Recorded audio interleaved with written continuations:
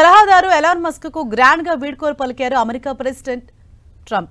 America చట్టాల ప్రకారం ఏ వ్యక్తికి వరుసగా 130 రోజులకు మించి అమెరికా అధ్యక్ష సలహాదారునిగా నియమించకూడదు.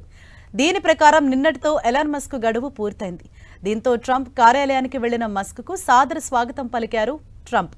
Department of government efficiency DOGE కు సేవలు అందించినందుకు గాను మస్క్ కు గోల్డ్ కలర్ తో కూడిన తాళం చెవిని అందించారు.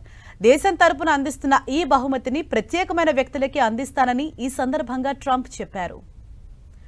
ఎలాన్ మస్క్ గ్రాండ్ గా వీడ్కోలు పలికిన డొనాల్డ్ ట్రంప్ ఆయన సేవలను కొనియాడారు. డోస్ సారథిగా మస్క్ అత్యుత్తమ సేవలు అందించారని మెచ్చుకున్న ట్రంప్ అప్పగించిన బాధ్యతను ఆయన అవిశ్రాంతంగా నిర్వహించారన్నారు. వరల్డ్లోనే మస్క్ ఒక గొప్ప దిగ్గజ వ్యాపారవేత్త, ఆవిష్కర్త అని కొనియాడారు. ఆయన ప్రతిభను దేశ అభివృద్ధికి వినియోగించేందుకు నిర్ణయం తీసుకున్నట్లు చెప్పారు. ఇక డోస్ కు వీడ్కోలు పలికిన ఎలాన్ మస్క్ అవసరమైనప్పుడు దేశం కోసం తన సేవలు ఎల్లప్పుడూ అందుబాటులో ఉంటాయన్నారు.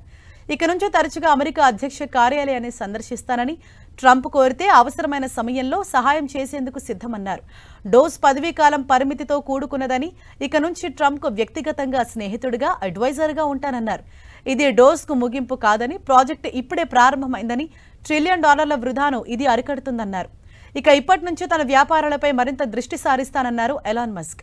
ప్రభుత్వంలో పెద్ద ఎత్తున వృధా అవుతున్న ఖర్చులను తగ్గించడమే లక్ష్యంగా డోస్ను ఏర్పాటు చేసి ఆ బాధ్యతలను ఎలాన్ మస్క్కు అప్పగించారు డొనాల్డ్ ట్రంప్.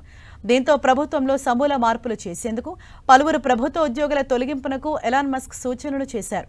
దీంతో ప్రభుత్వంలో ఆయన జోక్యం పెరుగుతోందంటూ విపరీతమైన విమర్శలు వచ్చాయి. అలాగే ప్రభుత్వ వ్యయాన్ని భారీగా పెంచే వన్ బిగ్ బ్యూటిఫుల్ బిల్ యాక్ట్కు వ్యతిరేకంగా మస్క్ వైదొలిగినట్లు ప్రచారం జరుగుతోంది. అయితే అమెరికా చట్టాల ప్రకారం ఏ వ్యక్తికి వరుసగా 130 రోజులకు మించి ఈ హోదాను ఇవ్వకూడదు. దీంతో ఎలాన్ మస్క్ పదవీకాలం నిన్నటితో ముగిసింది.